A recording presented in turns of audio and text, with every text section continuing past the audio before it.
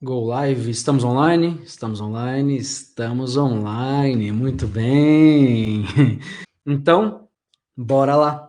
Essa aqui é mais uma live Papo Inquieto e hoje é terça-feira, dia 14/7/2020.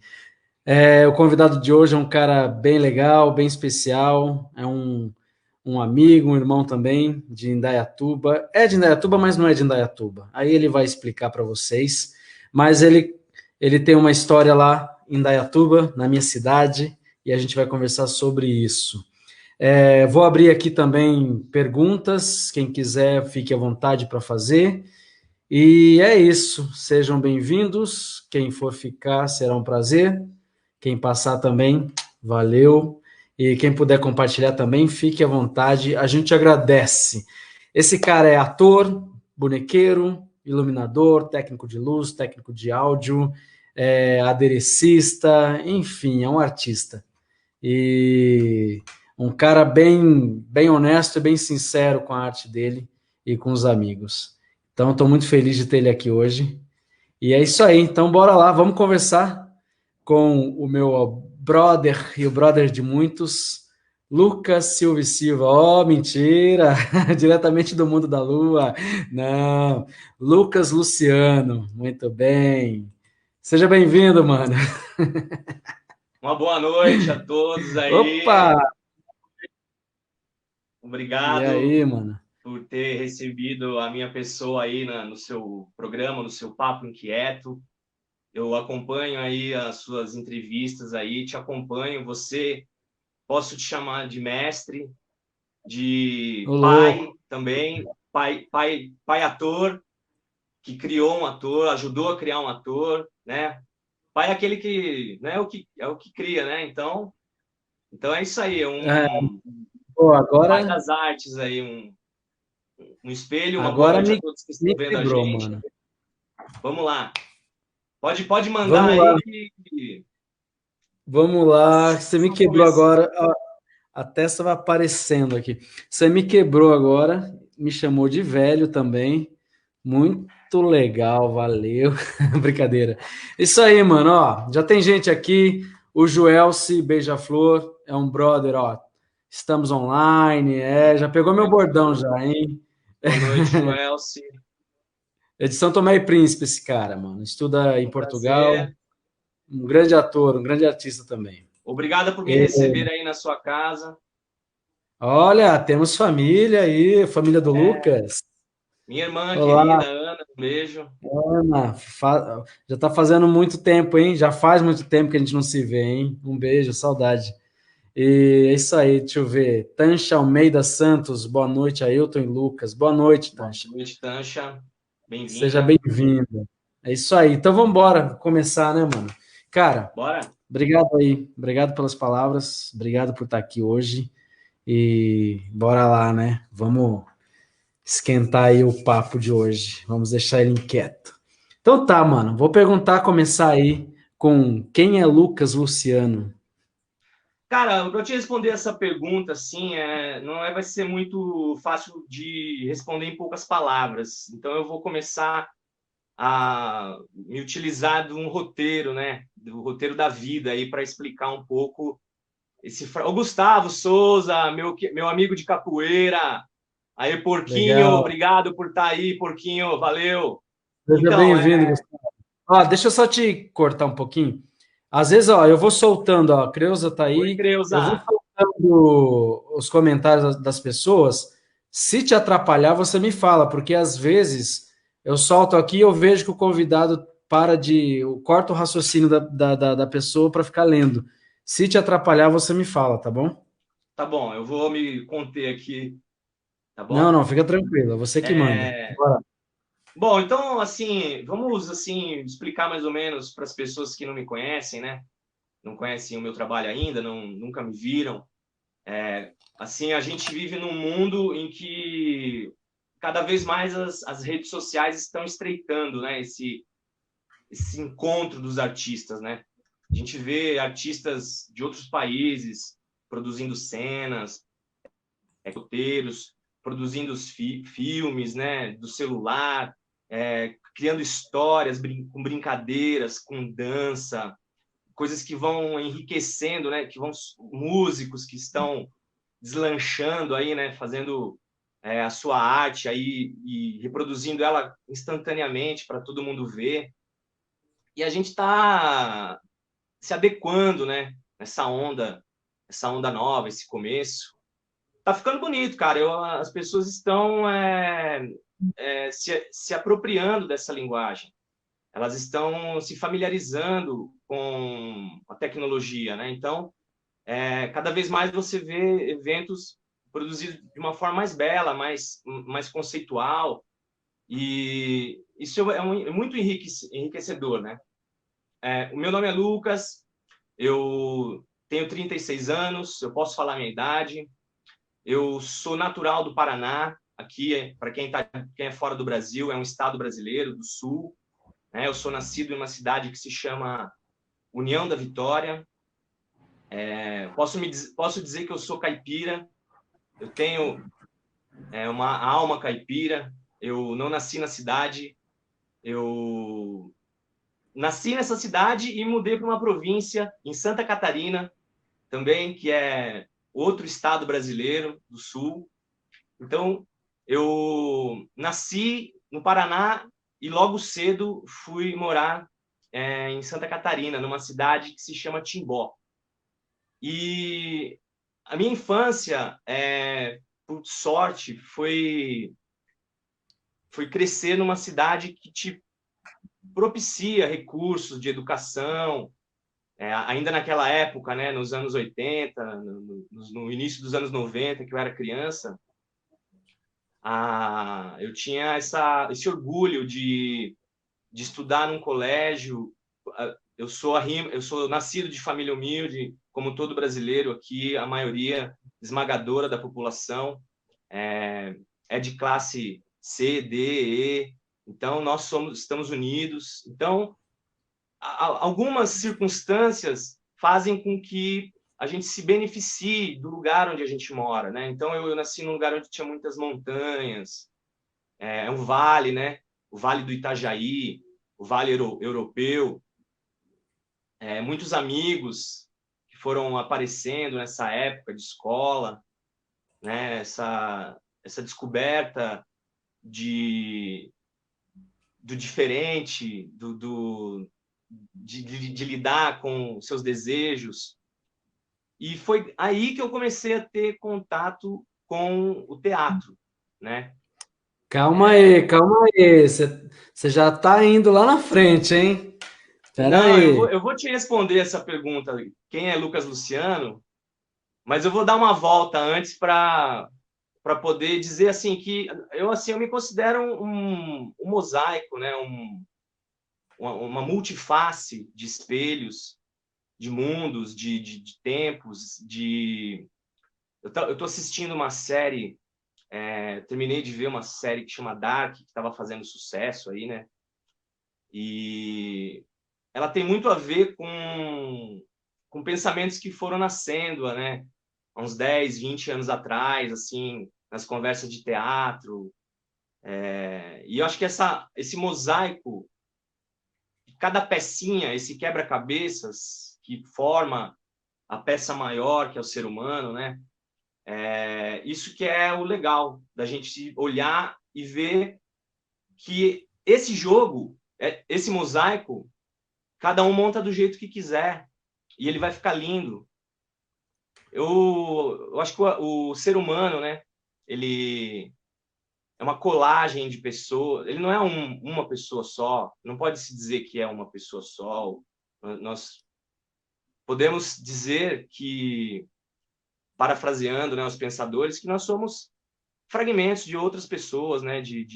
Desde o homem das cavernas que está aqui até o homem do amanhã. Então a gente está compondo esse mosaico ainda, essa música que está tocando, né? O mundo. Então a gente tem que olhar para que quadro que a gente quer mostrar, né? Que quadro que a gente quer mostrar para as pessoas.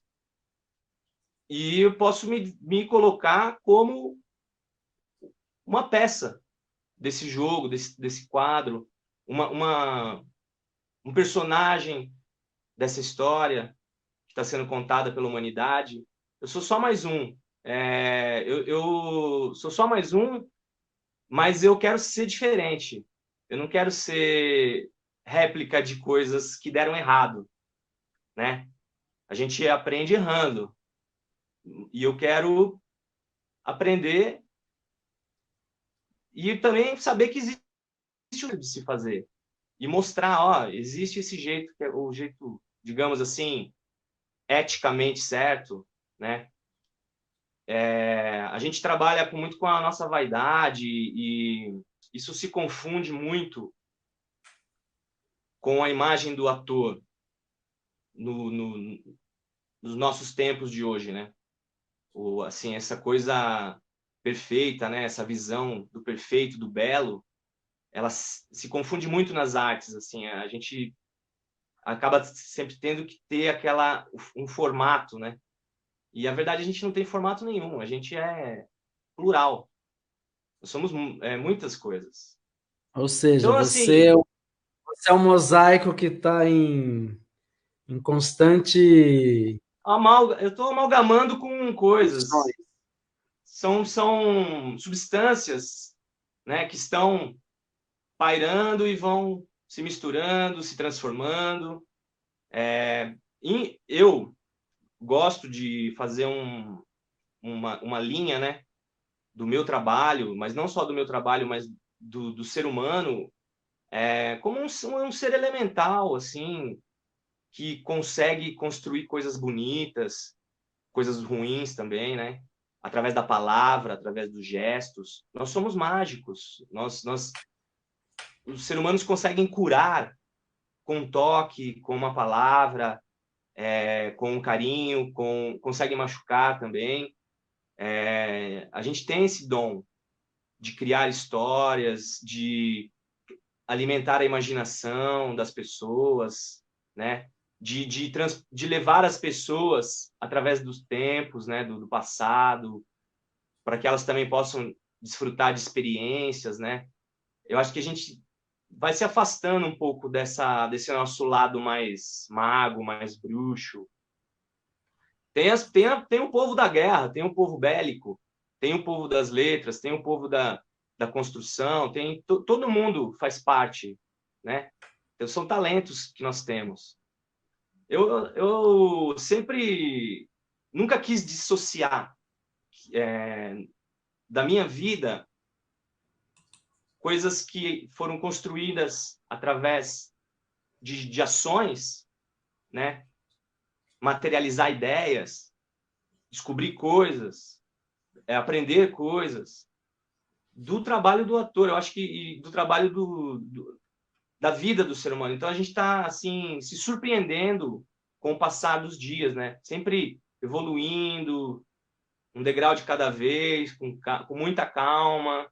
Ainda mais a gente não aprende, né? O coletivo ele exerce essa função de representatividade, assim, de atitudes egoístas, né? Atitudes erradas, né? Violência, mas a gente também tem que pensar que individualmente, se a gente mantém a nossa casa organizada, a nossa vida em prol de uma coisa positiva, tudo que nós formos construir a partir de ter o fato de estar imbuído dessas sensações de positividade, a gente sempre vai ter uma força a mais em cima daqueles que pregam o preconceito, que pregam a discriminação, que pregam a violência. As pessoas que têm essa índole, essa ética, esse caráter, né, elas têm que acreditar que, de alguma maneira, isso é muito mais importante do que você ter atitudes que vão jogar contra o coletivo, contra a sociedade.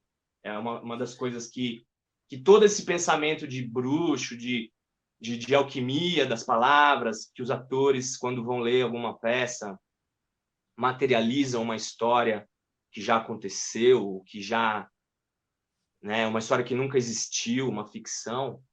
Então, esse poder, ele não pode desaparecer assim. A gente tem que mostrar para as pessoas que, ó, é possível. As artes, elas são uma porta que vão fazer você olhar para dentro, para fora, para vários ângulos. Não sei, cada um vai ter uma visão. Esse Legal. limiar, né? É um limiar, né? Então, É, assim, assim, são assuntos que é, vão aflorando, né? Você sabe ah, que mas isso, ó, é muito complexo, você sabe, né? é a minha opinião, é assim, eu Mas pegando seu gancho dessa complexidade aí, eu quero o cara mais simples agora, o Lucas lá no início do teatro. Já que que você nem eu já te ia falar, falei. quando fala aí desse seu início no teatro, antes de você se tornar essa pessoa com muitos elementos, muitos pensamentos, Uma pessoa muitas. bagunçada pela pandemia, bagunçada intelectualmente pela pandemia, que pensa mil Não, coisas a todo com o instante. tempo a gente vai agregando valores, histórias, conceito Ó, para e você quebrando, ter ideia, assim, te deixa de ser o homem, aquela pessoa mais simples que a gente era, né? Então eu quero resgatar isso agora. Queria que você falasse um pouquinho desse cara mais simples lá atrás, começou a fazer teatro. Como que foi seu é, início? exato, assim, essa inocência, né, para o teatro, para a vida, né? Quando eu comecei, era aquela coisa de perder a vergonha, de perder a timidez, de não conseguir olhar no olho das pessoas para pedir uma água ou para pedir alguma coisa, ou alguma coisa que está dentro da sua cabeça que você quer contar para alguém e você não consegue porque a timidez ela te confunde, ela te põe muros na tua frente. Eu comecei, eu nem sabia, eu sabia, eu gostava de teatro porque nem eu te falei, eu me considero uma pessoa que eu sou caipira, sou provinciano, né? Eu nasci, morando em Timbó, eu comecei o primeiro papel que eu fiz foi de Jesus Cristo. E eu sentia prazer em viver um personagem. Eu não sabia quem era Jesus Cristo, mas eu estava dizendo: silêncio, calem-se. Era a minha fala. O fato de eu conseguir dizer alguma coisa elaborada para uma criança, para mim, foi uma possibilidade da imaginação vir à tona, se manifestar, né? Bom, aí aquela coisa, né? O teatro na escola foi sempre primordial para mim. Professores incentivando na educação, professores de arte sempre motivando, colocando o teatro à frente. Ó, por que você não usa o teatro para falar sobre esse assunto? Eu lembro que nós fazíamos nós simulávamos corte judicial na escola. Nós interpretávamos advogados, interpretávamos juízes, interpretávamos réus, vítimas, testemunhas.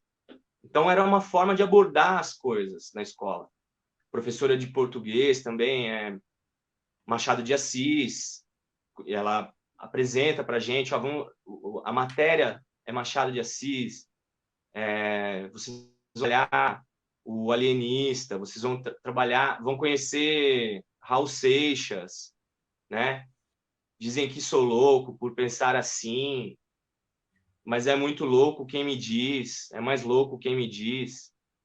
Então, são coisas que vão te formando. O teatro é uma tribo, né? É um coletivo. Então, é assim, você acaba se entrosando. Você que tem vergonha de conversar com as meninas, com os meninos, você acaba se obrigando a falar, como é que vai ser o nosso figurino, como é que vai ser o nosso cenário, fala seu texto, agora eu falo o meu, o diretor agora entra, tem um iluminador, tem o sonoplasta, então são várias vozes que você tem que aprender a ter essa hierarquia para ouvir, né? Então, acho que o fato dos professores terem, já na minha infância, terem inserido o teatro na minha vida foi uma coisa assim que me transformou. Eu acabei sentindo mais assim esse calor, né, das artes, me dando um caminho. Porque assim, eu nunca me considerei uma pessoa boa para esportes. Eu sempre era o último a ser escolhido. Eu sempre fui esquisito. Então, no teatro, eu tinha um certo poder ali que eu conseguia me transformar de certa forma. E era uma coisa que eu sabia fazer bem. Então, pô, Transformar esquisitice em arte, né? transformar o Todos nós. diferente dar atenção para o diferente. Então, e assim, e ao mesmo tempo que você vai se aproximando do teatro, você vai flertando com essa possibilidade de cada vez, pô, eu posso ir mais, eu posso me soltar mais. Então, o teatro ele me ensinou a ter consciência corporal, né? E o que aconteceu? Depois que eu vivi toda essa infância lá em Santa Catarina, e é uma herança por ser um pouco tagarela também, e eu nem sabia disso, mas o povo catarinense ele é um pouco tagarela e gosta de conversar. Quando eu acabei me mudando para Indaiatuba, por decorrências da minha vida, né? Coisas que aconteceram. Pô, o Ivan tá aí, né? Que saudade dele, cara. Quanto tempo. Ô, Ivan. É, Ivan, não sei se está frio, eu tô com frio, né? Ele Eu também perguntou aí. tô. Eu tô com frio. E assim, o decorrências da vida me levaram a mudar para Indaiatuba, né? Porque a minha mãe, imagina, eu morando no interior de Santa Catarina, no interior do Paraná, até minha prima tá aí, a Ângela, né? Ela sabe muito bem, porque a gente viveu juntos, né? Ela mora numa fazenda linda, maravilhosa. Então, assim, esse aprendizado da natureza, o homem ligado à natureza, essa ligação com a terra, a ligação, eu, as referências femininas na minha vida, né? Minha mãe, minha tia, minhas primas, minha irmã, então elas acabaram só acrescentando, né? Ideias para que eu continuasse. Então, essa timidez sempre foi latente, assim. Oi, Solange. E o fato Solange, de ter mudado. Sol- desculpa, Solange de Angola tá passando aqui. E aí, Solange? Eu vi a live da Solange, cara. Foi muito legal, foi muito comovente. Eu até me identifiquei contando aqui agora, porque é o clichê, né, do começo no teatro, fazendo, não sabe muito bem o que está fazendo num lugar que não é o propício para aquilo, que é um lugar sempre o almoxarifado do lugar, né? Aquela salinha suja que fica destinada ao povo do teatro. E a gente fazia na paróquia da igreja, naquela salinha poeirenta, né? Antes de ter um centro cultural lá em Aldrovande, antes de ser construído, a gente começou lá, né? Com uma oficina livre da Cissa Guirelli, que a Cissa foi a chave, né? Ela começou a passar uns jogos teatrais da Viola Spolin que ela conhecia, né? Uns jogos lúdicos que ela conhecia. E assim, eu nessa época eu era adolescente, eu não saía muito de casa. Eu só tinha poucos amigos, assim, eu conheci o Charles Moss, que é um artista plástico de Só te Indaiatuba. cortando, o que você pulou aí, só para fazer a ponte para as pessoas. De Santa Catarina, ele precisou mudar para Indaiatuba. Ele está falando da Aldrovândia. Aldrovândia é um bairro da cidade de Exato. Indaiatuba. É, o que aconteceu assim, foi digamos assim, uma transformação de príncipe, assim, né?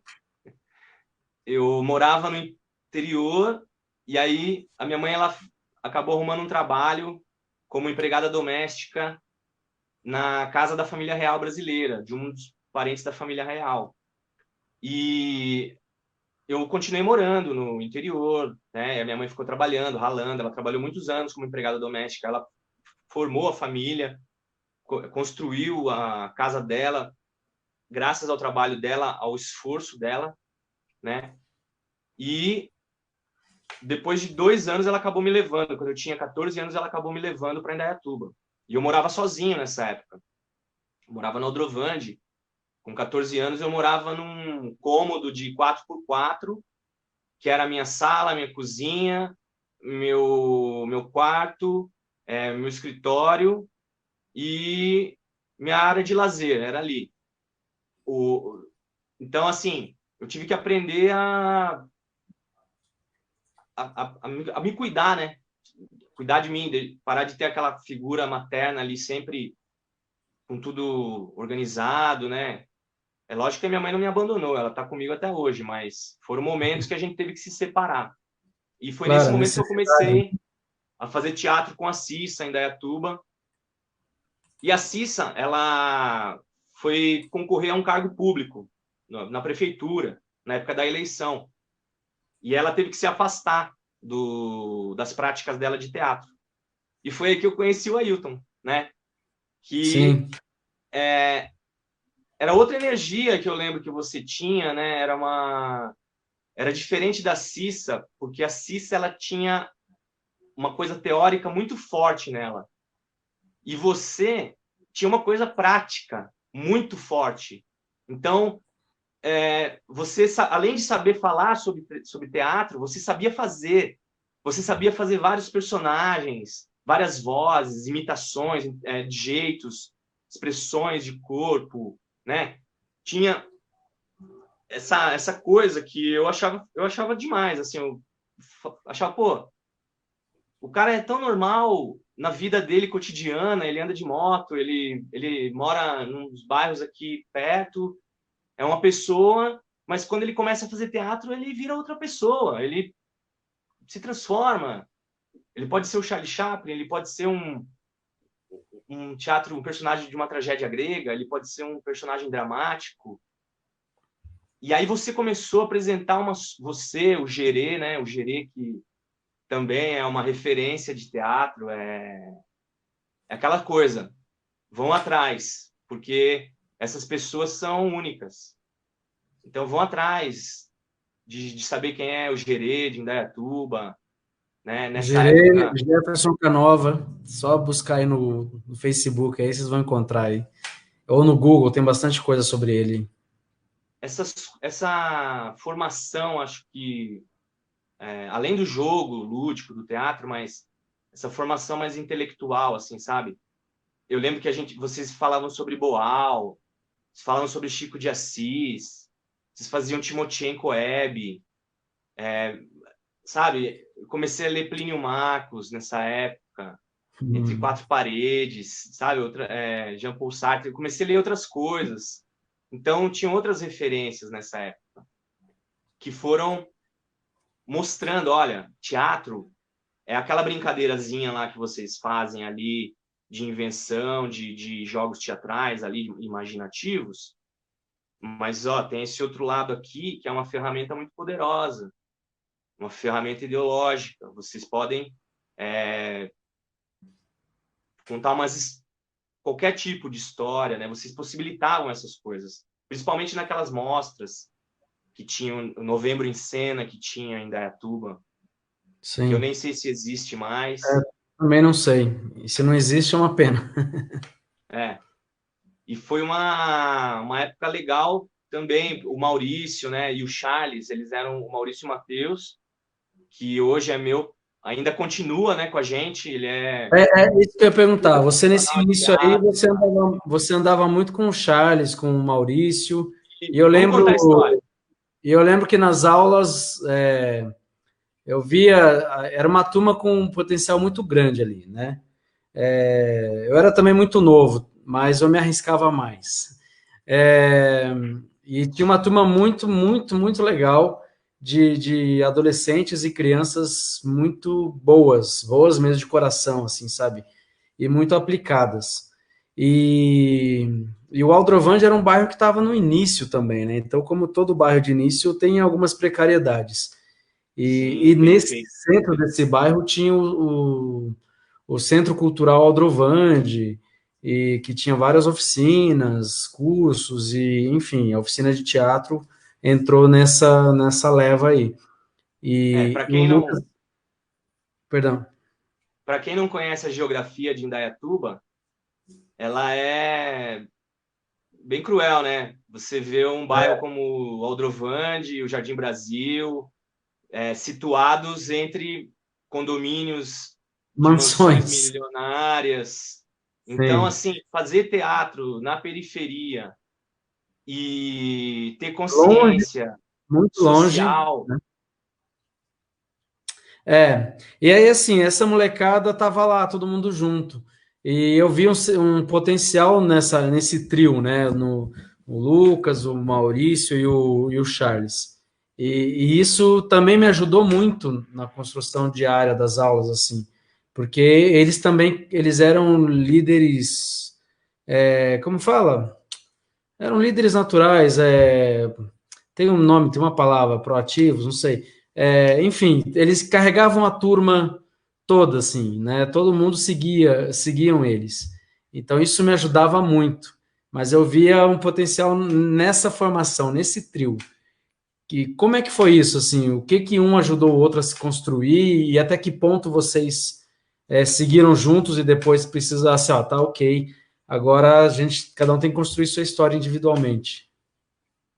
É, bom, algumas pessoas devem conhecer, né, a Anne Welter, que é uma atriz, diretora da Companhia Nós, a Cia Nós de Teatro. E a Anne é uma atriz que tem uma trajetória muito bonita, assim, ela viveu uma história no XPTO, depois viveu a história dela, e ela é a tia do Charles. E o Charles, ele sempre foi talentoso. Eu digo assim, o Charles, ele que é o cara que despertou esse amor, né, também. Ele sempre teve um talento para confeccionar adereços incríveis. Eu lembro que Desenho, muito. desenhos, então a gente precisava produzir cenário, adereço, ele fazia muito rápido. Ele pegava um isopor, ele esculpia, ele fazia uma espingarda assim, super rápido, empapelava e já pintava. Aí precisava fazer uma cuca, ele já pegava arame, ele já fazia armação da cabeça e já encapava com espuma. Ele Tingia. tingia, ele pintava telões, ele tinha ideias cenográficas, ele herdou muito isso da vivência dele que ele tinha com a Anne, aqui em São Paulo. E ele compartilhou com a gente um pouco disso também. E assim, tudo tudo o que acontecia é que as coisas só foram uma bola de neve. A gente, dali do Aldrovandi, a gente foi convidado para fazer um trabalho lá no centro, no núcleo de artes cênicas lá do NAC, né, que tem em Indaiatuba. Secretaria de Algumas Cultura, apresentações na Secretaria de Cultura, que à época era a Érica Érica Hayashi, Novak. Érica Novak. Novak. É, e, é, e, e, assim, foram coisas que foram acontecendo. Nessa época eu tinha 17 anos e o Charles, ele recebeu a proposta da tia dele e do grupo Circo de Bonecos para vir morar em São Paulo e trabalhar no grupo, né? Produzir cenário, produzir bonecos. E o Maurício, ele é um cara ele era mais amigo do Charles, então eles acabaram vindo primeiro para São Paulo. E eu tinha prestado o Unicamp nessa época e a USP, só que eu não passei. Aí eu fiquei muito frustrado, assim, eu falei, nossa, cara, IAD também eu prestei, eu falei, pô, e o Maurício prestou IAD também, a gente não passou em nada, foi bombado em tudo. E aí a gente falou, meu, a gente não pode parar. A gente, aqui em Dayatuba, acabou. Chegou no limite. Não tem apoio. Os grupos que estão aqui não são Vão se iguais aos matar. grupos de São Paulo. Não são Eu iguais e vão preciso. se matar entre eles, né? Para conseguir um espaço. eu quero mais, eu quero mais. Essa panela aí, eu não acreditava naquela época que existia panela, e existe muita panela em todo lugar, difícil de quebrar, para você se mostrar, mostrar que você tem, se você acreditar no seu talento e mostrar que você tem potencial, é muito difícil, né? E aí eu falei, eu vou para São Paulo, cara, eu vou de algum jeito eu vou. Aí eu comecei a procurar, falei, tem um curso de interpretação do Everton de Castro, a Escola de Teatro Everton de Castro. Aí eu falei, Maurício, eu preciso fazer uma cena para entrar na escola, quero que você faça a minha réplica. Se eu não me engano, ele já morava em São Paulo. Aí ele falou, claro, eu faço. Aí a gente fez Aurora da Minha Vida, se eu não me engano. Fizemos uma cena lá no teatrinho do Everton, lá na Santa Cecília, num teatrinho escuro, assim, numa salinha pequena, com um foquinho de luz. Eu de costas para ele, encostado assim, ele encostado em mim, falando o texto. Aí o Everton, pô, beleza. Estão dentro os dois. Aí eu falei, o Maurício, ele estava já trabalhando com o pessoal do Circo de Bonecos. Detalhe, gente, o Maurício hoje se tornou um grande iluminador, assim, o cara é fera. É diretor de palco, Maurício, cara, ele, além de iluminador, ele é diretor de palco, ele é cenotécnico também, ele é ator, ele é formado na Escola Livre, Ah, é verdade. ele tem uma trajetória no teatro bem legal também, assim, foi um brother, é Aliás, irmão ele até entrou hoje. aí, não sei se ele ainda tá, viu? Se ele tá por aí, mas eu vi que ele entrou. É. Mas então, o Everton de Castro, eu acho que era uma escola muito boa, assim, principalmente para quem estava vindo de fora, né? Tive muitos amigos que eu considero bons atores, gosto muito do trabalho deles. Ó, o Maurício falou que é mentira aí, ó. Amigo tem dessas coisas, né? E aí, e quebra a gente. Mas eu acho que o Everton de Castro era uma escola muito boa, assim. E uma pena que fechou, né? Faliu. Ele dava tanta bolsa que Eu acho quebrou, que é né? mentira, ele é mentira que ele é um grande profissional hoje em dia. Ah, tá, pode ser, pode ser. Mas, Então, mas eu aí, assim, fiquei muito feliz quando você veio para São Paulo e estudar, né? Romper, cortar o laço com o interior, sabe? Que é importante. E isso precisa ter muita coragem. Precisa ser uma pessoa de coragem. E ambiciosa, e não ambiciosa no sentido ruim da palavra, no sentido bom mesmo. De ambição de crescer, de conhecer mais do teatro, enfim. Se completar mais, né? o teatro ele te pede, né, cara? Ele te cobra. Se você quer fazer teatro, ele cobra você. Ele cobra você tem que ser integral. É. Assim, você tem que mergulhar. Sabe aquela coisa mergulhar? Você tem que mergulhar, você tem que se jogar. Então ele vai te pedir seu tempo, ele vai pedir a sua atenção, ele vai Sim. pedir. Então, assim, o, o teatro me pedia essas coisas, que eu não podia ficar parado. Eu, eu tinha feito. Quando eu mudei, né, para São Paulo, eu tinha essas lembranças dos amigos da época, né, que moravam comigo, né, o Quito, o Antônio, então, né, são grandes atores, assim, são referência para mim também. Eles sempre falavam, meu, se você tem que ir atrás, você tem que ir. Se você gosta de tal diretor, você tem que ir lá. Se você gosta do Antunes, você tem que ir lá. Se você gosta do Zé Celso, você tem que ir lá. Se você gosta de teatro de bonecos, você tem que ir lá, né? Mas a live era para falar sobre teatro de bonecos, né? Eu acabei É, eu, pulando eu, essa eu ia. parte. É para falar de você, da sua história, da sua É, trajetória. Eu acho que a gente está aí. Eu só vou te pedir para ser mais conciso, porque claro. a gente já está em 40 minutos e eu estou na segunda pergunta ainda. E eu tenho 8 perguntas. Manda, vamos lá. Bom, esse período do Everton foi fantástico. Foram onde eu perdi essa inocência, né, da arte, assim, em sentidos assim de pudores, né? Eu eu não faço tal coisa, não faço tal coisa, não faço isso, repete, poxa. Então eu fui, o Everton mesmo, ele sempre foi um cara consciente, assim, então ele sempre foi pontual, ele sempre elogiou a minha expressão vocal, a expressão corporal. Então, assim, isso para mim já me deixava feliz e motivado para continuar, né? O Waterloo Gregório foi um professor fantástico que eu tive, Foi um dos faleceu já, criadores do curso da Unicamp. foi um dos criadores do curso da Unicamp, exatamente, com o Paulo Betti, né? Aquela turma lá da IAD. Ele falou, daqui eu já estou sentindo que 1 ou 2 vão continuar. E 3 ou 4 vão tentar, mas não vão conseguir.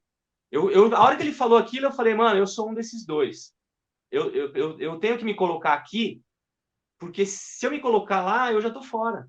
Então, ele tirou um pouco dessa máscara, dessa ingenuidade. Eu vou sair daqui, eu vou ser famoso, eu vou fazer novela, eu vou fazer teste. Não, o teatro é dia a dia, é diferente, teatro é diferente. E assim, aí foram despertando, né, os meus interesses por teatro de boneco também, porque você começa a ver que não existe um tipo de teatro só. Existem inúmeras possibilidades de técnicas, né? Então, assim, tem muitos encenadores que a gente vai conhecendo com o passar do tempo, encenadores que já morreram, né? Os gregos, então já são milenares. Então, o teatro japonês é milenar. Então, assim,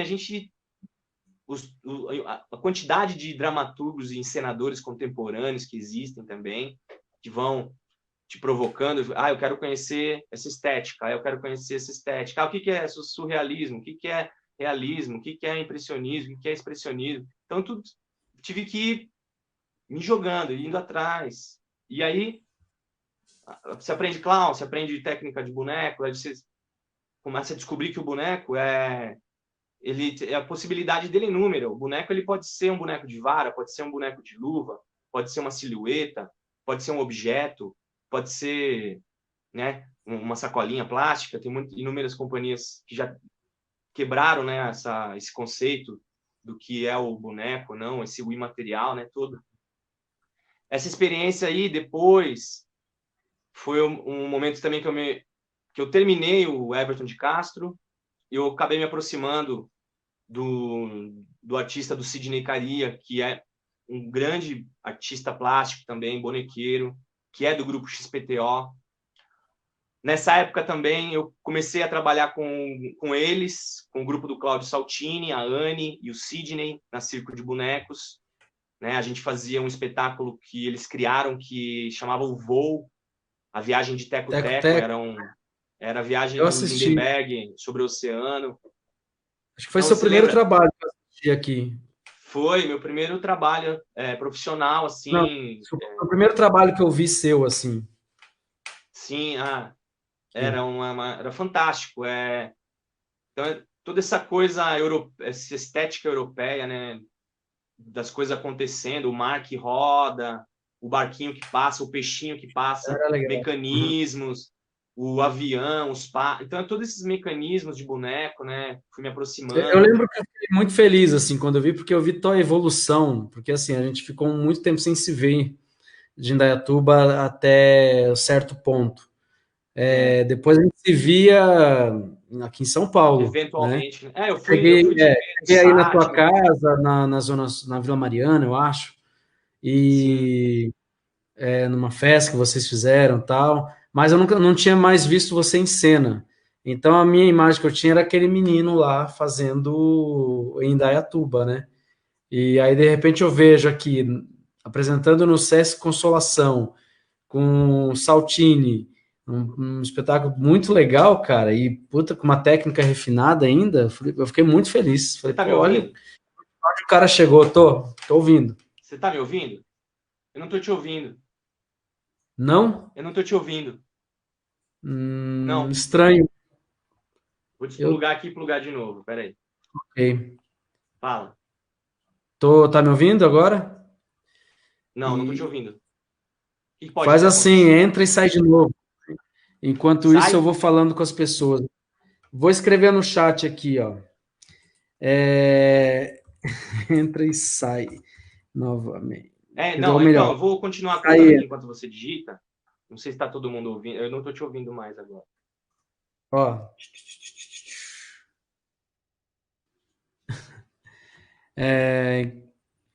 Achou aí? Isso, muito bem. Bom, enquanto o Lucas volta, não volta, eu vou falando aqui.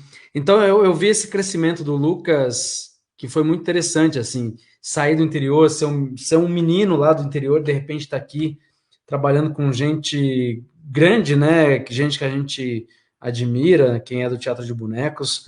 Foi muito feliz, assim, foi muito legal de ver. E eu acho que é um ato muito de coragem. Tá me ouvindo agora? Tô te ouvindo. Tô te ouvindo. Ah, tá. Só tá com um delayzinho aí, mas vamos tentar. Pelo menos para mim aqui tá com delay.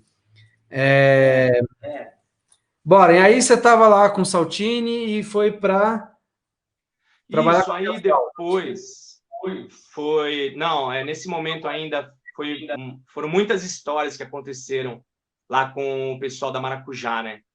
Com o grupo, né, que eu trabalho hoje ainda. Então, assim, o ateliê que o Sidney tem, não é mais na Vila Mariana, mas quem conheceu viu inúmeros bonecos saindo de lá, cenários, adereços, muitas soluções técnicas para aquela criatividade dos diretores, né? Eu quero que se faça um boneco de um anjo subindo ao céu. A gente conseguia concretizar essas traquitanas. Foi aí que foi nascendo, né, o meu lado aderecista, cenotécnico, de meter a mão na massa e de pegar o boneco e ter que mexer ele, trabalhar com ele para ele. O ator vai ter facilidade para trabalhar com ele aqui. Opa, o boneco voltou do ensaio, ó. A pega do boneco não tá legal, tem que melhorar, o dedo do ator é menor, tem que fazer menor.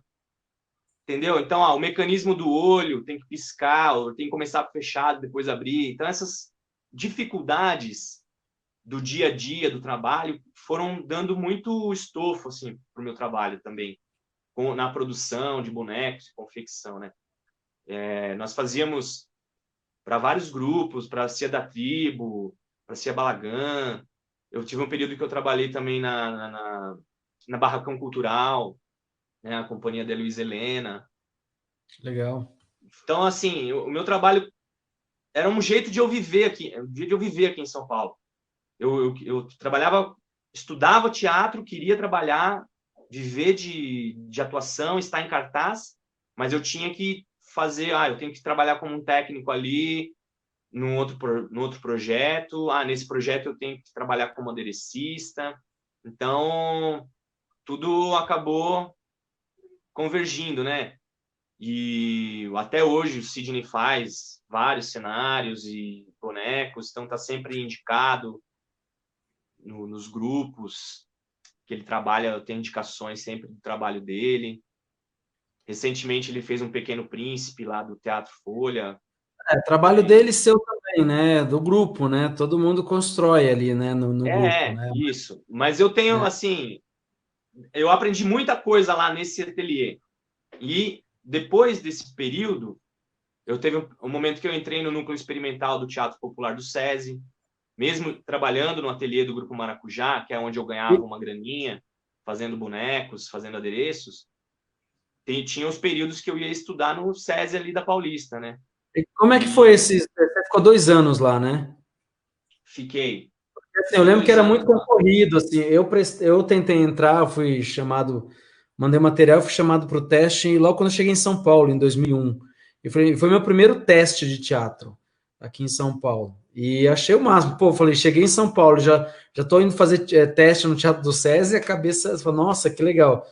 Mas eu lembro que eu tentei, eu almejei muito aquilo ali e entraram muita gente boa naquele ano.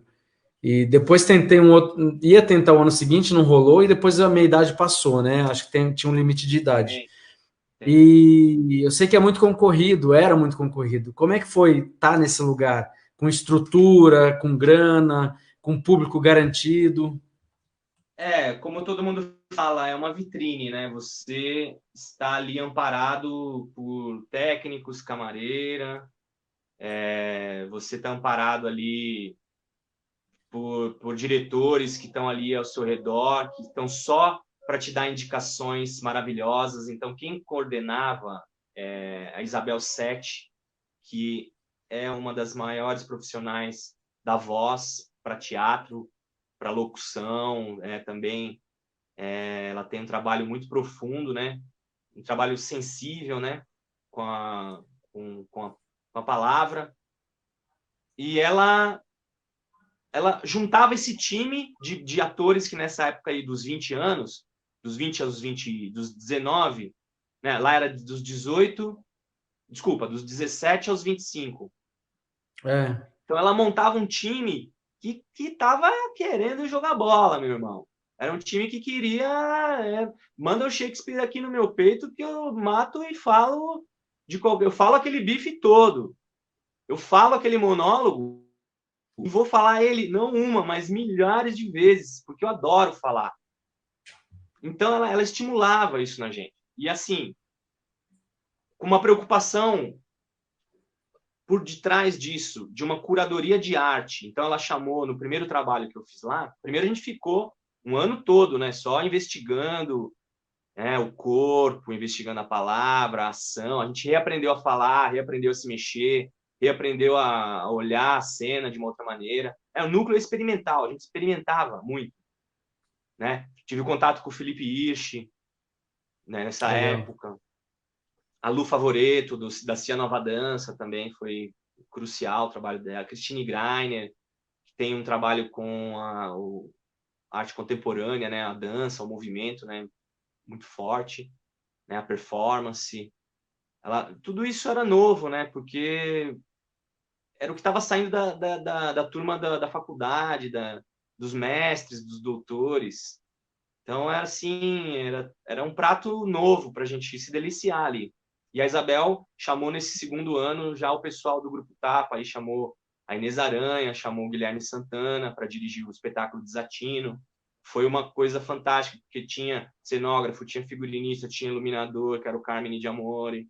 Era gente que já estava na estrada há muito tempo, né? A Inês tinha vivido uma experiência com o Grotowski. A galera tinha outra pegada, né?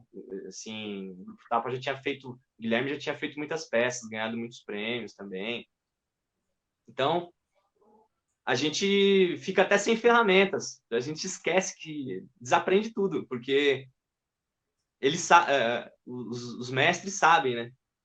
A gente está aprendendo. Sabem, Naquela época, o mestre sabe, mas a gente também sabe. A gente tem a nossa ferramenta natural, né? a E é essa intuição, né? ferramenta que eu quero saber ali inserido nisso tudo. Não, essa intuição, assim, eu sempre fui intuitivo.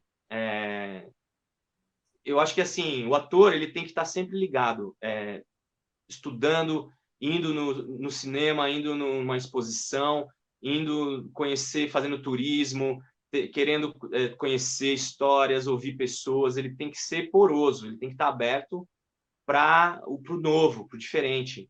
Ele tem que ver possibilidade de encontros, de transformações ali. E essa intuição minha, eu acho que me ajuda no meu trabalho, sabe? Às vezes eu pego um texto, eu nem sei por onde começar, mas eu sei que com técnicas de respiração, com técnicas de articulação, de expressões vocais, expressões corporais, eu consigo criar um clima, eu consigo contar uma história, eu consigo criar emoções, né? A gente vai aprendendo a dominar essas coisas. E o fato de estar no núcleo experimental, experimentar, me deu essa possibilidade de viver uma peça assim dramática na época, de conhecer essa estética do conflito, né? Tinha um dramaturgo, né, o Elzeman Neves, tinha todo um embasamento filosófico no texto, mas também tinha aquela vontade da juventude ali de que não sabe filosoficamente o que está fazendo, mas tem aquele sangue na veia que o latino tem, que o brasileiro tem, que faz criar, né? Emanar ali o teatro, faz o teatro acontecer. Depois disso, a segunda montagem, né? Esse ano foi bem corrido, assim, foi bem profissional, porque a gente começou a ensaiar o Romeu e Julieta, da direção da Cibele Forjás, e apresentava à noite. Então, essa experiência aí, apresentar de quinta a domingo, 2 sessões no sábado, não existe mais isso. Não existe. É assim, eu acho que eu peguei, acho que foi assim, só quem faz hoje em dia os grandes produções musicais, né? Que ali, sim, ainda tem esse hábito de quarta a domingo, né? Bom, e a experiência com a Cibele Forjás também foi um punch, foi outra coisa, assim, porque era uma tragédia, era Shakespeare, era o texto do Fernando Bonassi, tinha conceitos políticos ali envolvidos, né? O conceito estético da peça eram atores que eram terroristas, que estavam num prédio da Fiesp, fazendo uma peça de manifesto político ali também, né? A gente fazia os manifestos do Hakim Bey, o terrorismo poético, então era um terrorismo artístico. A gente fazia uma encenação, um manifesto dentro da Fiesp, falando de amor, usando aquela estrutura, né, para quem conhece o núcleo experimental como era, né, o projeto que existia, aquela transformação naquela sala. Então a gente fazia todo o percurso itinerante, com projeções ao vivo, tudo convergindo aí para uma possibilidade, né, cara, de uma vitrine. E depois disso, foi o que aconteceu, continuando a trabalhar muito com o Grupo Maracujá. As produções, elas acabavam uma chamando a outra. Então, nós fizemos o Sem Shakespeare, da Pia Fraus, que é aí que vai começar a história com o Grupo Pia Fraus, foi o fato do Sem Shakespeare, da gente ter produzido uns bonecos e reconstruído bonecos do Marco Lima, o mestre bonequeiro também, da Pia Fraus. Marcos Lima, ele é um cara incrível também, um artista Marco incrível. Lima, Marco Lima. aprendemos muito, assim, como ele fazia os bonecos dele. Ele não tinha uma regra, um livro ali, uma fórmula. Ele ia construindo os bonecos e os bonecos iam nascendo. De jornal, ele amassava jornal. Então, assim, essa herança foi passada para a gente. E, a partir disso, aí o Beto Andretta me chamou para participar de uma leitura. Até eu substituí, acho que o Fábio Caniato, cara. O Fábio Caniato ia fazer o Primeiras Rosas. E Que ele esteve teve aqui um na live problema. também. Isso. Ele teve um problema na época profissional que conflitava a agenda. E eu acabei entrando para compor o elenco. E ali eu aprendi o riscado ali. Aprendi a fazer flor de obsessão, né? Fazer coisas com boneco que eu jamais imaginei, transar com boneco, estéticas diferentes. Nelson Rodrigues com bonecos, sem palavras, só dramatização, o corpo, o ator, a máscara. Explica aí o transar com bonecos, porque tem gente aqui que não é da área, pode não entender o que você está querendo dizer aí. É porque, para quem não conhece o Nelson Rodrigues, ele tem esse universo sexual dele muito forte, né? Para quem conhece as peças do Nelson, até a propósito, vão ler as peças do Nelson Rodrigues, que conta um pouco dessa faceta aí dos pequenos burgueses aí, né, do Brasil. E tem cenas de assédio, tem cenas de incesto, né? Então, tem cenas de sexo com irmãos. Então, tem essa coisa. Então, o Beto Andretta, que tinha essa visão já muito profunda do Nelson Rodrigues, ele colocava cenas assim.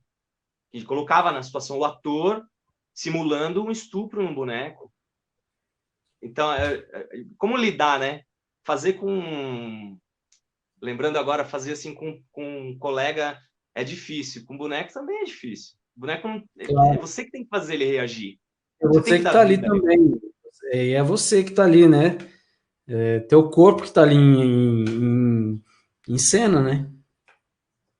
Você tem que dar vida para aquele boneco. E como é que você vai... Você tem que dar essa expressão do boneco sendo abusado. Para o ator é um desafio, né? Então eu aprendi muito ali.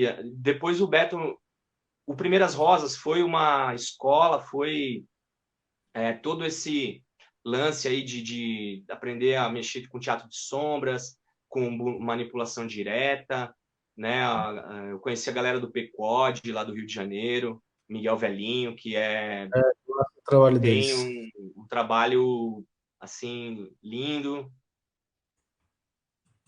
Vi o Sangue Bom deles também. Quem viu o Sangue Bom, quem viu as peças do PCOD sabe como são. E conheci também o Carlos Lagoeiro, que é um cara lá do Teatro Munganga, de Amsterdã. Nessa época, o Beto chamou ele, trouxe ele para o Brasil. Ele ensinou uma técnica diferente, que era mexer com bonecos e vídeo ao mesmo tempo, filmado e projetado com maquetes pequenas. Foi uma herança também que eu e o Sidney que trabalhamos juntos levamos para Maracujá, nos espetáculos, né? De a gente colocar no rabisco, tem os bonecos, tem a maquete da cidade, então tem os carrinhos que andam com imã. Vocês podem ver no site do Grupo Maracujá, essas peças estão disponíveis. No Eterra, que é um espetáculo musical também, que a gente colocou essas múltiplas linguagens, né? Colocar o vídeo, o boneco, a sombra, o SpongeBob Spend também, outro espetáculo que eu fiz, que falava dos mendigos, dos moradores de rua, os excluídos, né? A gente fazia a cena Eu vi também. do beco com os bonecos. Então, eu acho um boneco muito lindo, assim, eu gosto muito. Até quero dizer que estou fazendo um boneco aqui para uma série nova, né? Aqui fazendo... Opa, peraí. Isso. É um cachorro. Que legal. Ele vai ser um Muppet que vai fazer parte de 12 episódios de uma série que o Ronaldo Liano está produzindo. Então eu Ronaldo, vou grande produzir o artista. boneco e vou atuar ele. Vou atuar na história. Então, o boneco sempre está ligado, sempre tem alguma coisa acontecendo. Nessa Pra quarentena quem eu não fiz sabe, o alguns Lucas, tutoriais. Ó, não estou te ouvindo de novo. Ih, Não estou te cara, ouvindo de novo. é o teu... Sai e entra. Para quem não sabe, o Lucas ele confeccionou os bonecos do espetáculo Portal Encantado do Grupo Dragão 7. E os bonecos ficaram incríveis, assim. Ele tem a gente fez uma cobra e eu ajudei ele a confeccionar algumas coisinhas ali. E aí ele fez uma cobra que ela estica inteira. Estou falando dos bonecos do Portal Encantado que você fez. Claro, O corpo dela é sanfonado e ela estica, acho que fica aí uns quase 6 metros, né, de comprimento. Até mais, eu acho. Você lembra da gente pintando ela? Quando a gente passou aquele solvente Farinha vinílico da sanfona, nossa. e ela começou a derreter, a gente ficou desesperado. Como é que a gente ia resolver aquele problema? E depois secou e deu tudo certo, né? Deu, e os bonecos estão incríveis. Ó, a gente já está em 1 hora, cara. A gente precisa acelerar essas coisas aí. Bora. Porque eu queria fazer. Gente, ó, muito obrigado. Quem tiver alguma pergunta aí, manda aí. Galera, obrigado quem ficou aí, quem tá aí. Valeu. A Creuza falou aqui, ó, dos bonecos. Muito bom. Cadê? Ó, aí eu vou fazer uma brincadeira aí e uma pergunta ao mesmo tempo. Eu lembro, em Dayatuba, eu fiz uma brincadeira. Eu fiz Paixão de Cristo, você também fez, mas a gente fez em épocas diferentes. Não fez? Nossa, acho que você é o único que não fez Paixão de Cristo em Dayatuba. Mas eu dancei no grupo Galpão 1. Ah, sim, da Érica. Muito legal. Junto com a Pablo Vittar, hein? Era, né? Ela era dessa turma também, se eu não me engano. E aí eu subi no palco ali do Parque Ecológico e brinquei. Hoje em Dayatuba, amanhã Hollywood, né? Uma brincadeira, né? Você com 18 anos, você brinca e fala qualquer merda. E aí a minha pergunta é nesse sentido. de Indaiatuba para o The Royal Shakespeare Company. Como que é isso? Trabalhar, fazer um espetáculo com a companhia, uma das maiores É, companhias. é o que todo ator quer, né? É o que todo ator sonha, é fazer um filme, estar do lado de grandes produções, né? Estar envolvido. Foi uma coisa que eu considero que foi mérito meu, assim, tudo que eu conquistei, né, na minha vida sempre foi mérito meu, mas eu me esforcei dessa vez. Eu ia para o ensaio na chuva, com violão embaixo do braço, várias vezes, pegava metrô lotado, difícil de entrar com violão, com material de cena. É constrangedor quando a gente tem que fazer cena, a gente tem que andar com figurino, cenário, tudo embaixo do braço, pegando o metrô com sacola para fazer teste, para fazer coisas. E, assim, eu me inscrevi de uma forma despretensiosa num chamamento do Fórum Shakespeare, né? Que ia acontecer aqui em São Paulo. E se inscreveram 700 pessoas. E dessas 700 pessoas, foram chamadas 35 para fazer um teste. E aí eu me inscrevi, fui chamado e eu fiz um teste. Que eu fazia a cena que o Macbeth luta com o Duncan. Mata o Duncan, uma coisa assim. Não tô lembrando direito a cena exata. E eu fui lá, decorei meu texto e eu sempre fui muito performático, assim, né? Eu gosto de marcar a minha imagem, assim, todo ator gosta, né? Aí eu levei uma espada, uma katana, uma espada japonesa que eu tenho. E aí eu fiz a cena, eu tirava a espada, fazia todo um ritual, porque eu estudei uma época artes marciais, né? Aí eu fazia todo o ritual da espada, falando o texto do Marco, e aquilo me marcou. E aí eu fui chamado para fazer parte desse grupo de estudos, e desses 35, só 9 que iam continuar, né? E aí assim, eu ia nos encontros, eu lia a peça, estudava, e nessa época chovia muito, eu lembro, eu chegava meio pé molhado, assim, é chato, né, essas coisas. E aí no dia aí teve quem iria dirigir o Macbeth aqui no Brasil ia ser o Greg Hicks, que é diretor associado do The Royal Shakespeare Company, que é da turma do Ian McKellen, que é da turma da Judi Dench. Só, Então, né? eu não conhecia essa galera. Eu nem sabia que o Ian McKellen tinha Ó, feito o Macbeth. nem eu, Para mim, viu, ele só tinha conheci. feito Senhor dos Anéis. Aí eu falei, cara, eu sou um desses personagens que tá aí. Eu não sou o Macbeth. Eu não quero ser o Macbeth. Macbeth é pesado, né? Mas eu posso ser um duque aí, alguma coisa. Aí eu fui estudando ali. E aí no dia do teste, eu fiz um teste com ele. Eu sabia que ele era um diretor que adorava capoeira, adorava artes marciais, que ele tem a capoeira como treinamento lá em Londres. Ele é apaixonado por Brasil, eles são apaixonados pelos brasileiros, eles são apaixonados pela nossa cultura, eles amam a nossa capoeira, eles amam a nossa arte, eles amam a nossa cor, eles amam a gente. A gente não sabe disso, que o grupos assim que me ensinaram o que é ser grupo, porque teve um episódio que ele contou que congelou o Rio Tamisa e o teatro do Globo ele era feito num bairro afastado do West End, alguma coisa assim. Não sei, nunca fui para lá. E ele falou que o teatro pegou fogo e os atores eles desmontaram o teatro inteiro e carregaram os troncos pelo rio, através do rio e montaram o teatro igual em outro lugar. Então essa história assim o ator tem que ter essa garra. Ele tem que ter. Se te pedir, meu, você pode ir lá arrumar aquela coxia? Meu, claro. Você pode me ajudar aqui, contrarregrar meu figurino, meus adereços? Claro. Meu, vamos passar essa cena, vamos. A gente tem que ter essa amizade, tem que ter esse companheirismo. De até numa situação dessa, ser brother, tá junto. Ah, a gente está construindo um teatro e construindo em outro lugar, estamos, vamos lá, vamos em frente. Foi um ensinamento assim bonito.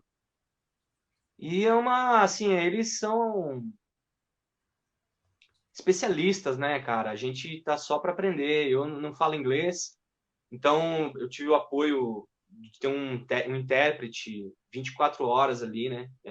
24 horas, assim, no tempo do trabalho todo ali, traduzindo. Então a gente fazia muito aquecimento intenso de yoga, de capoeira com o mestre Carlos, o mestre Alex também, que é um capoeirista de Angola, muito legal, que é muito próximo deles também. E a gente fez essa deu nosso caldo assim para ajudar a construir essa história. Foi bacana, a gente estreou no CCBB, fizemos uma temporada ali, depois fizemos umas apresentações no interior, Sesc Sorocaba, e até o Maurício era o técnico lá, encontrar ele lá também foi ótimo. É isso, a gente tem que sonhar, mas assim, sonhar na medida certa. Talvez Sonho não tem não, medida, não, não tem cara. limite, né? Não tem limite. Sonho é Sonho é livre. sonho, Sonho é entendeu? Sonho livre. não tem limite, não. Sonho é livre. O que tem limite são algumas ações. A gente não pode achar que pode fazer tudo e perder a noção do correto, né? Ou deixar que alguém faça algo com a gente porque a gente tem um sonho e esse sonho tem que ser maior. Não, sonho não tem limite, mas a gente também tem que se preservar de alguma forma e tem não deixar ninguém abusar desse sonho, entendeu? Seja pro lado bom ou lado ruim, a gente tem que deixar ele sem limite, mas tomando conta dele, cuidados. E deixa eu te falar uma coisa. Vou falar de Sampa aqui, né? Você falando de sonho, de não tem limites, não tem limites. São Paulo é um sonho, né? Para muitos atores do interior, de outros estados, outras cidades, fazer teatro em São Paulo é um sonho. É. E São Paulo é uma cidade que aqui é muito fácil a gente se endurecer, né? A cidade é concreta, né? E aqui a gente vem para cá, ela é muito fácil. Você acha que São Paulo te modificou? Assim, eu te explico, vou tentar explicar. Vou falar de mim aqui. Eu era em Dayatuba, eu era uma pessoa mais solta, mais alegre, mais brincalhona, mais leve. Eu era essa pessoa mais leve.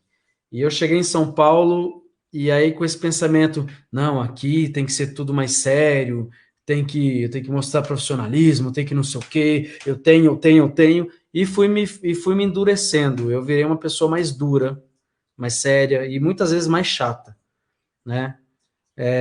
Muito concreta. Hoje o meu trabalho comigo é voltar, regredir aí algumas coisas e ser mais leve.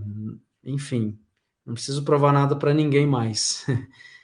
Você, Lucas, eu tenho a referência do Lucas lá de Indaiatuba.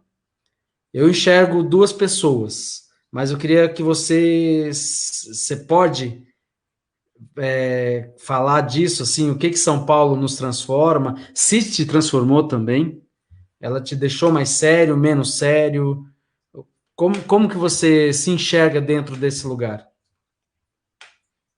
Ninguém passa ileso, né, por São Paulo, assim. Você me falando isso agora,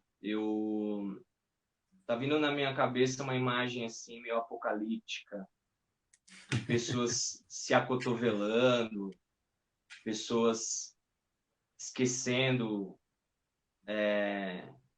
de códigos simples, como um bom dia, um com licença, um por favor. Eu já ouvi falar que São Paulo é um não lugar, né? Isso é uma coisa que ficou até hoje. Aqui é uma terra, é um não lugar, ele não pertence a maioria das pessoas não encara aqui como uma casa. encara como um lugar de passagem, um lugar de oportunidade, um lugar de para construir ou vencer alguma coisa. Cria um estilo de vida que vai matando um pouco aquela coisa da infância inocente, né, que a gente tem de vamos todos, we are the world, né, vamos todos juntos, nós somos o mundo, né, aquela coisa que o teatro no começo te imprime, né, muito bicho grilo, é a tribo, é a comunidade,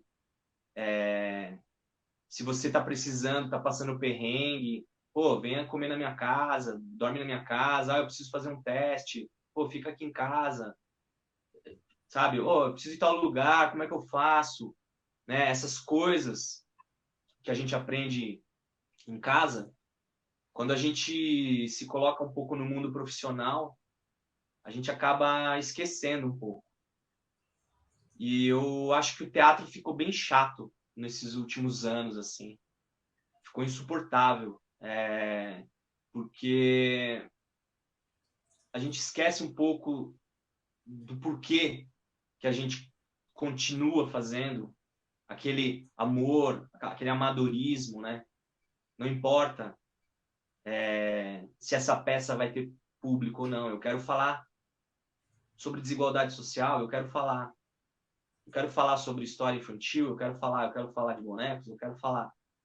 E eu acho que o que o ator de hoje, o formato que ele acabou criando, né? Porque hoje ninguém precisa ser especializado em nada. Tem TikTokers aí para todo lado, né? Tem pessoas produzindo conteúdo aí a todo instante, usando da ânima do ator para, né, para contar uma historinha engraçada, divertida ali. Esquece um pouco de que nem tudo é uma brincadeira no momento atual, a gente também tem que falar um pouco sério, né? Tem que ser desagradável um pouco. Então, assim, eu acho que o mercado acabou imprimindo um estilo de atores, um tipo de atores, de posicionamento, que é da disputa. Então, eu vejo assim, as pessoas, eu preciso de uma pessoa que dê 3 mortais e seja veterinário, e o cachê é super baixo. Então, isso nivela o nosso trabalho lá embaixo. Todo mundo está na mesma malha, então isso ficou chato, né?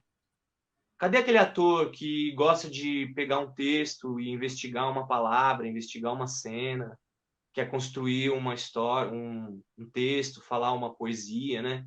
Esse ator, ele quer tocar uma música e quer dizer um poema. Esse ator, esse ator romântico, né?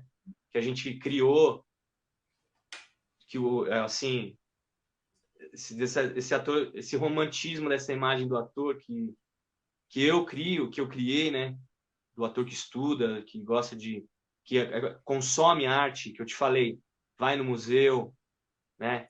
Vai na festa popular, vai no baile funk, né? Ele acaba sendo uma antena parabólica. E assim, São Paulo, ele faz essas informações criarem distúrbios. Então você tem que estar com a sua antena bem sintonizada para aquilo que você quer. Porque aqui tem muita interferência, né?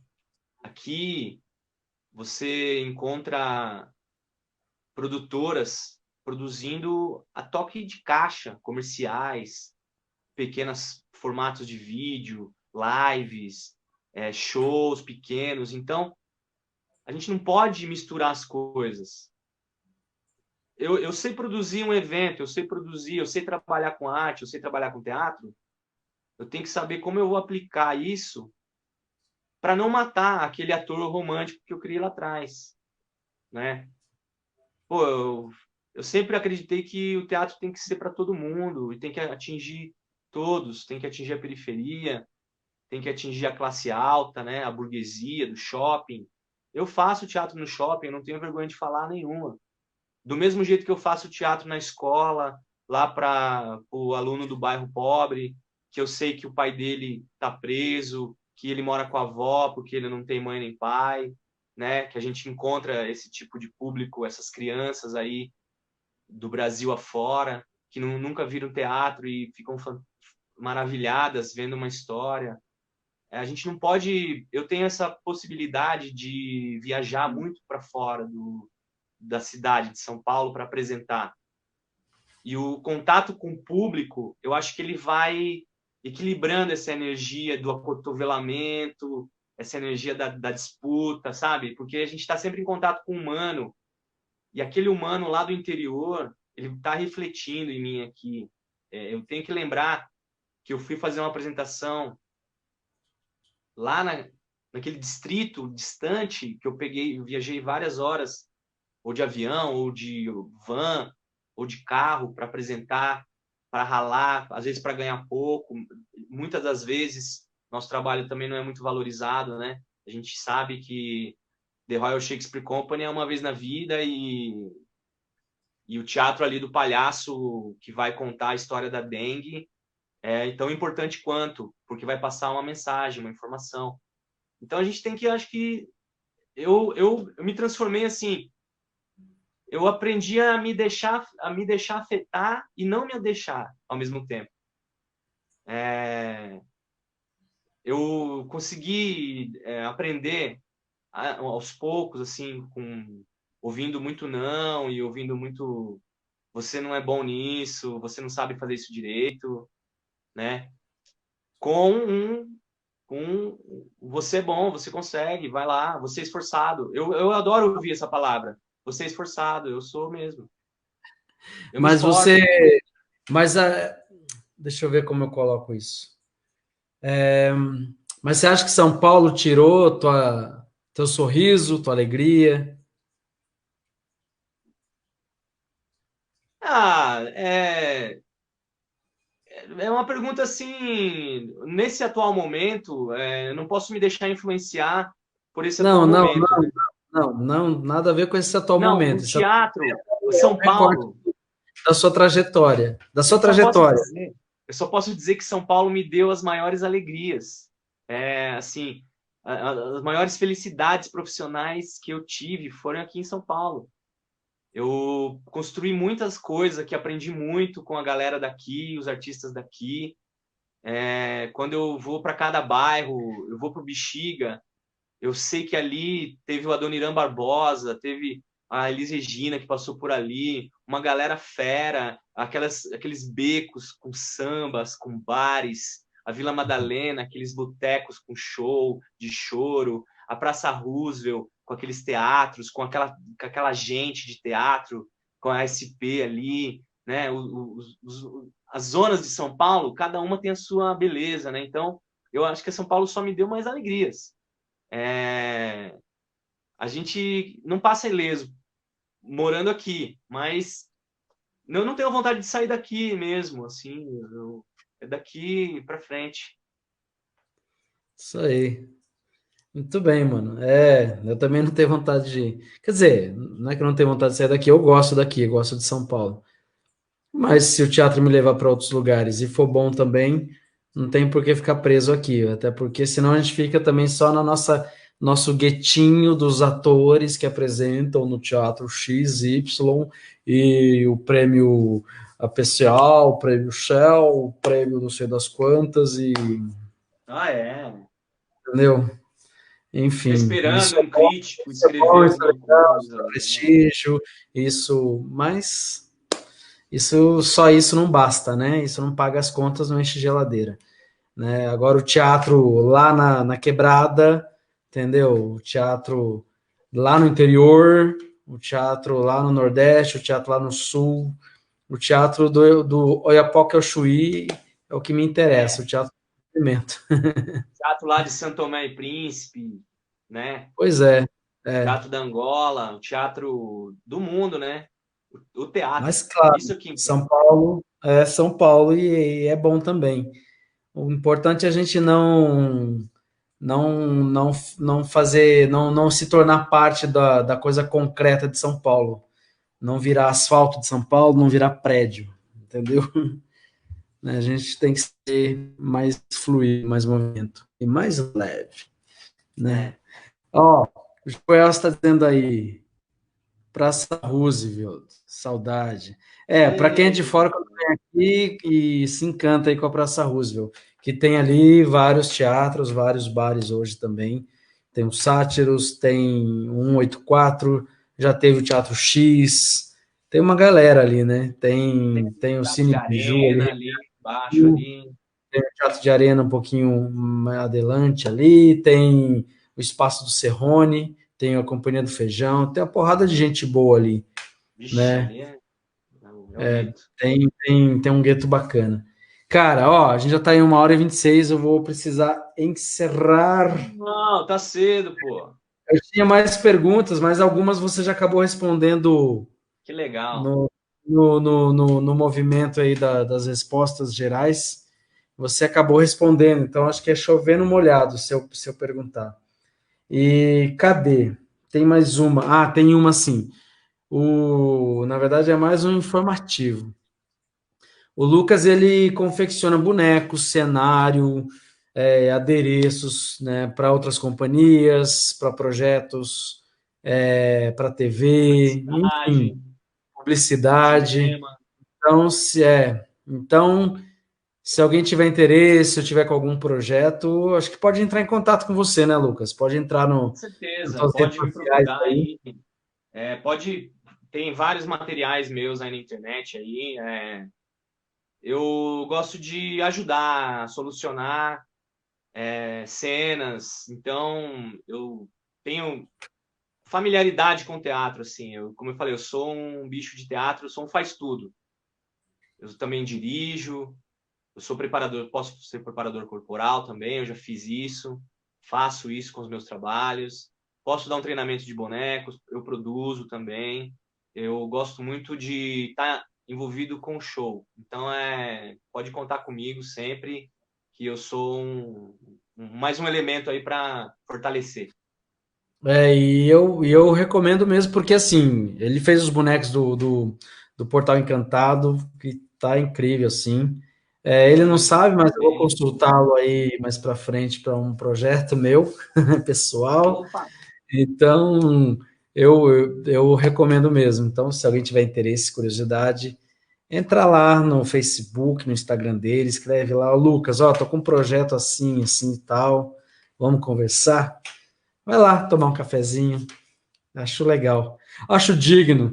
E aí, assim, nesse movimento, eu ia até falar, a gente passou, você falou, mas a gente não frisou muito, mas dá para falar rapidinho aí do seu movimento com as artes marciais, a capoeira e o teatro, o que que isso te ajudou, assim, e em É, poucas isso, palavras.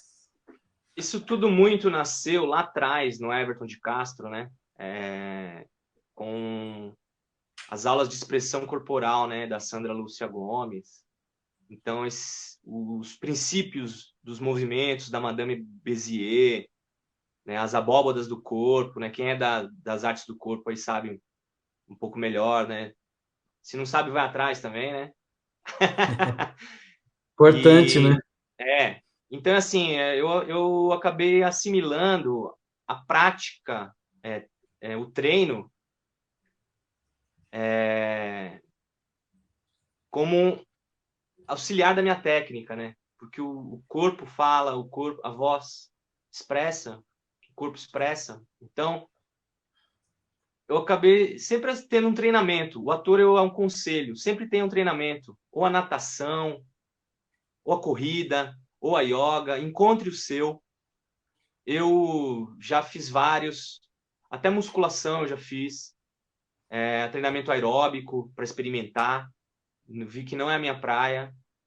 Então eu gosto de uma coisa que mexa mais com os sentidos, e eu acho que desde da natação e da dança, da expressão corporal em si, o treinamento marcial, ele me deu uma base legal, assim, quando eu fazia treinamento com o Daniel Ribeiro, a gente nadava sempre e tinha um trabalho de um workshop que a gente fazia com atores, a gente sempre passava no treinamento. Então, depois de um tempo, agora há 4 anos aí, 4 anos e meio que eu estou fazendo capoeira com o grupo Geração.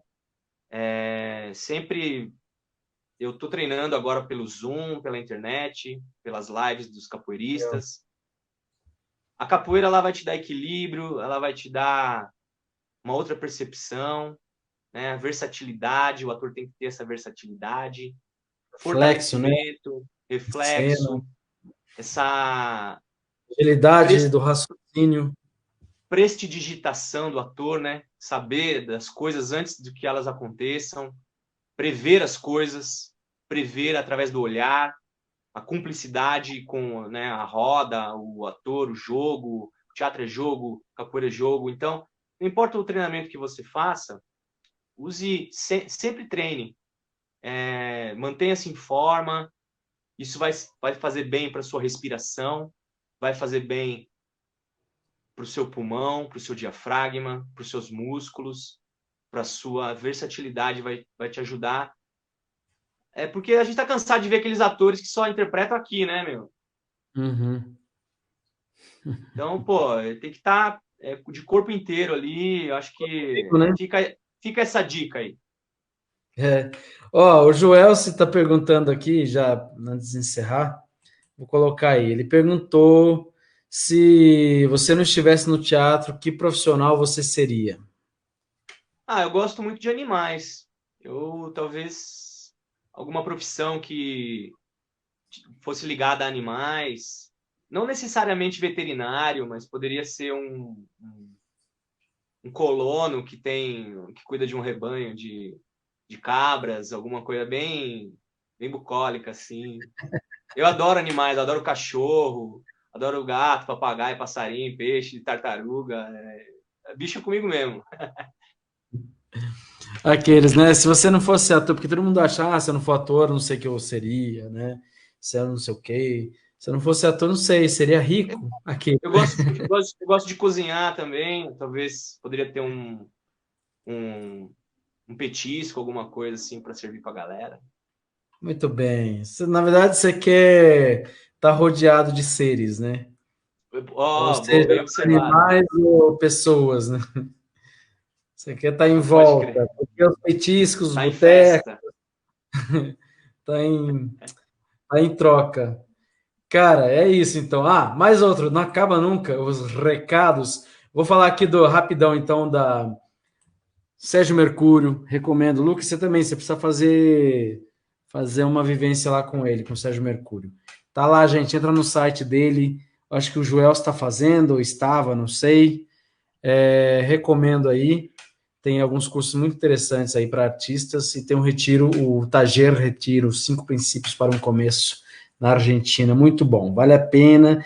E o próximo convidado também, sexta-feira, a gente vai conversar com o Eliel Ferreira, um amigo brasileiro, fez EAD, está na Itália desde 91, trabalhou desde lá com o Dario Fo, até o momento, até a morte do Dario Fo, é um cara que trabalhou ali lado a lado com ele, é um cara que vale a pena também conhecer.